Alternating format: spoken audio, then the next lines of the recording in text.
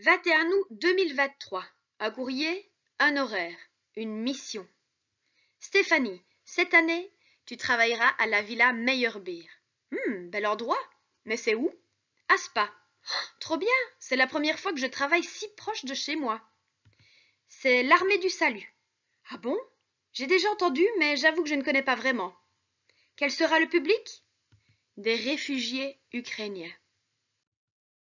Waouh! En voilà une mission comme je les aime.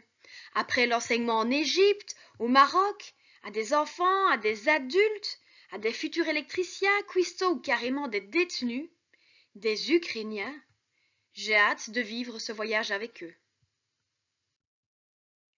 Des hommes et des femmes venant d'horizons différents, des quatre coins de l'Ukraine parfois. L'Ukraine, c'est grand.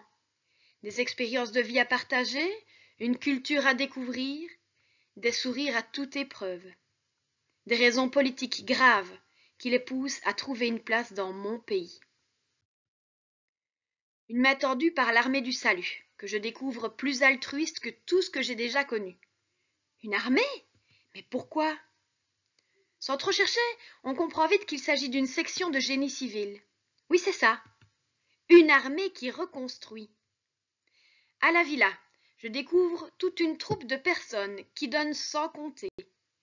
Une organisation dont les maîtres mots semblent être bienveillance, partage, assistance, tolérance et surtout humanisme. Stéphanie, réveille-toi, ça n'est pas possible. Tu es victime d'hallucinations fantasmagoriques. En 2023, ces valeurs n'existent plus. 2 mois après mon arrivée chez eux, force est de constater que le rêve se poursuit. Oui, c'est bel et bien une armée qui aide à panser les plaies, qui aide des personnes à se réinsérer dans une culture qui leur est complètement étrangère.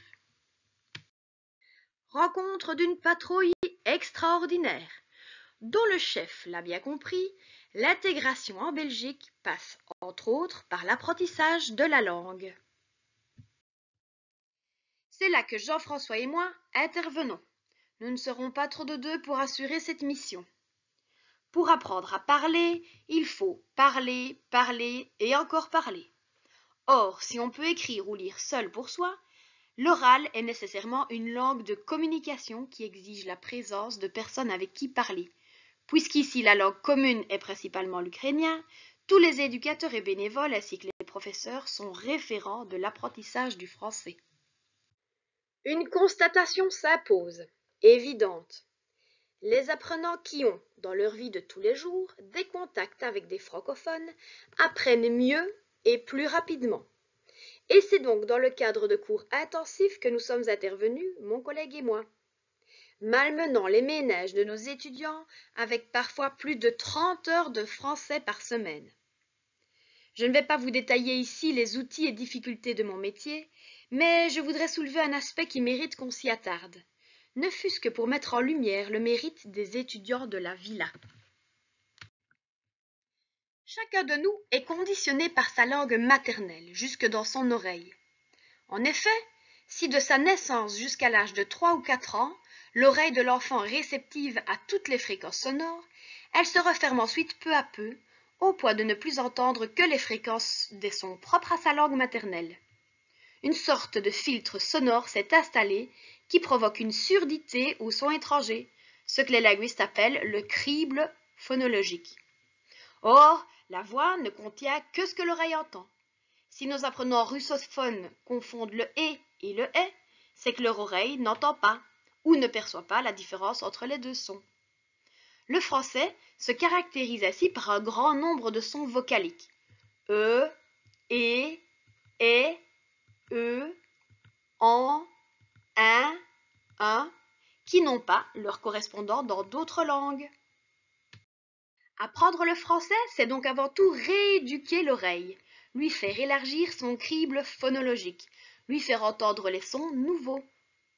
Nous ne parlons ici que de l'aspect phonologique, mais bien d'autres barrières semblaient se dresser face à nos étudiants dans leur apprentissage. L'alphabet latin est lui aussi bien différent de l'alphabet natal des Ukrainiens.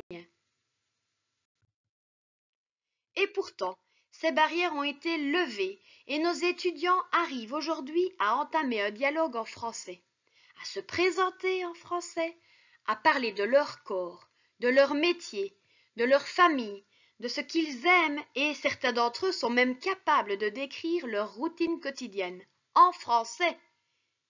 Imaginez le nombre de barrières qu'ils ont franchies. Imaginez les montagnes gravies pour en arriver là. Avec Jean-François, nous sommes très fiers de leurs efforts personnels. Nous souhaitons les encourager à poursuivre leurs efforts. Certains ne mesurent même pas leur résilience et la force qu'ils déploient dans l'intégration de leur nouvelle vie. C'est la raison pour laquelle je voudrais qu'aujourd'hui, on leur montre à quel point ils peuvent être fiers d'eux. S'il vous plaît, mesdames et messieurs, applaudissez-les une longue minute, ils le méritent.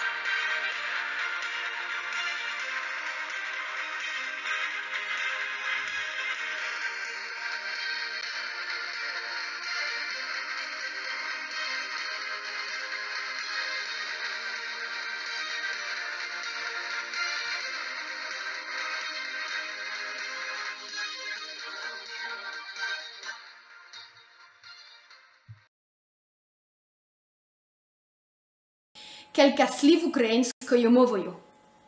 Вітаю, bon продовження. Bref, la preuve en image que ce n'est pas si facile que ça d'étudier une langue. Cette fois-ci, je m'y prends français pour vous remercier tous chaleureusement de votre accueil à l'Armée du Salut. Et encore une fois, félicitations à mes étudiants. Bonne continuation, ciao. Quelqu'un kive. Quelqu'un. Quelqu'un. Кілька слів українською мовою.